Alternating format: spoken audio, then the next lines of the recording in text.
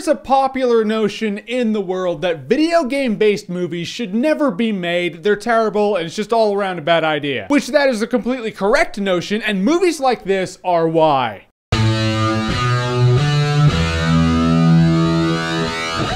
Silent Hill Revelation. So Silent Hill Revelation stars this one chick who kind of looks like Michelle Williams, but it's actually not her. She's the little girl from Silent Hill 1, grown up to the age of 17. Her and her dad, played by Sean Bean, they've been on the run from the cops for a really forced plot point. You gotta have the people on the run, you know, otherwise the movie might be boring as shit. Yeah, that didn't help. She meets Jon Snow from Game of Thrones, and he's all like, hey, how's it going? I want to get to know ya. Then Sean Bean gets kidnapped and pulled back to Silent Hill, in which case she needs to follow because all the evil things in Silent Hill want her in Silent Hill. Now we have the second Silent Hill movie. Lucky us! Alright, so if I'm being honest, the first Silent Hill movie, I actually kind of enjoyed it. As far as video game-based movies go, it didn't piss me off. I didn't think it was a complete piece of shit. It has some cool stuff in it. The ending was terrible. I thought that was just all sorts of video game bullshit, but you know, the rest of the movie is fine. Silent Hill Revelation made me question how I ever thought the first one was good. It's almost like I feel like I have to go back and watch the first one to see if it actually is good or if I was just on crack. So I'm going to talk about what I liked and did not like in this movie. First of all, what I liked in the movie, all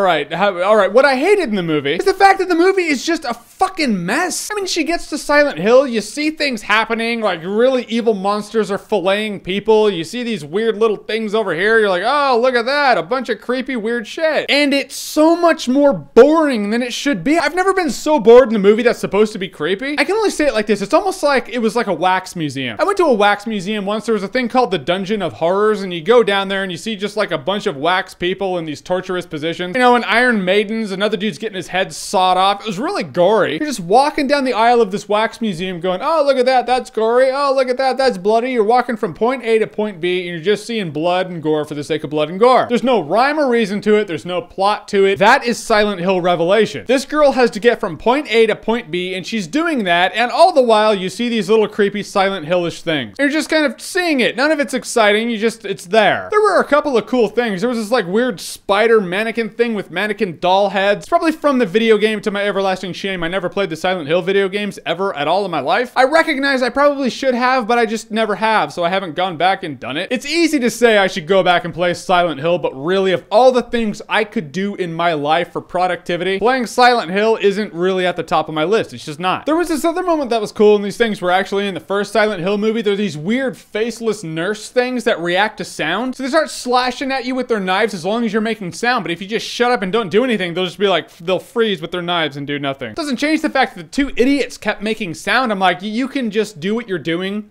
quieter. And these things kill these two guys. They're bad Silent Hill guys, so you don't give a shit. But one of them is trying to kind of shoo one of the nurses away. He's like, hey, come on, get out of here. Get out of here. And of course he gets killed, but he was trying to get this thing away from his friend with all the conviction of sweeping a raccoon off the porch with a broom. Go on, get out of here. Get out of here. It was pretty terrible. At one point, the main chick runs across this girl and she's like, how'd you get her? And she's like, we took a wrong turn. We got lost in the fog. I was like, I'm more interested in her story than yours. I would have rather seen their story. It's like, oh, you got lost in the fog and now you're in Silent Hill. That's perfectly fine with me for a movie like this. I don't need some weird convoluted, you're the other half of Alessa bullshit. Just show me simple shit. Shit. And we'll talk about the acting in this movie. No, it's not good. You have good actors in the movie. Jon Snow from Game of Thrones. I know he's good. Sean Bean, who is Ned Stark in Game of Thrones. He's 006 from Goldeneye. He's Boromir from Lord of the Rings. The dude has proven his worth. In this movie, he's just not good. I gotta think it's Natalie Portman complex. She has won an Oscar. She's won an Academy Award. She's a great actress. We've all seen this. We all know this. She is also the one who delivered the lines, I truly,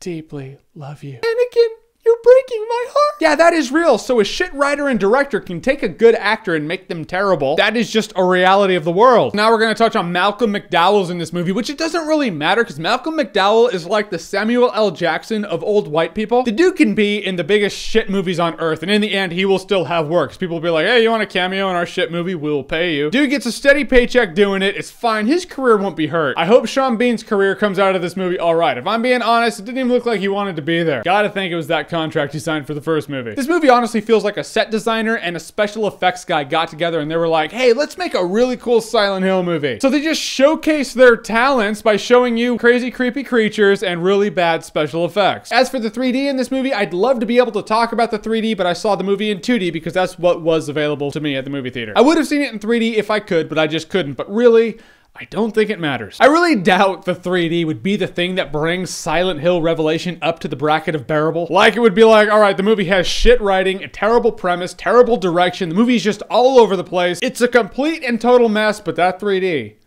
that really did save it. No, I doubt it. You've seen me review some movies that I've said should have premiered on Netflix. Silent Hill Revelation should have premiered on the most miscellaneous, unknown, backwoods, basic cable channel at 3 a.m. on a Monday. And that's also where it should have died. Silent Hill Revelation is definitely, absolutely, without a question, dog shit. This is one of those movies that should be avoided at all costs. If you have like the worst job ever, just know that you shouldn't skip that job to go watch Silent Hill Revelation. If your job is to unclog toilets with your tongue, while you're doing that, power through by thinking to yourself, you know what, my day could be worse. At least I'm not watching what Jeremy watched. So what is the worst movie of the year for you? I don't know if Silent Hill Revelation is the worst movie of the year, but it's certainly a contender. Whatever your worst movie of the year is, comment below, let me know. And as always, if you like what you've seen here and you want to see more, click right here to see more.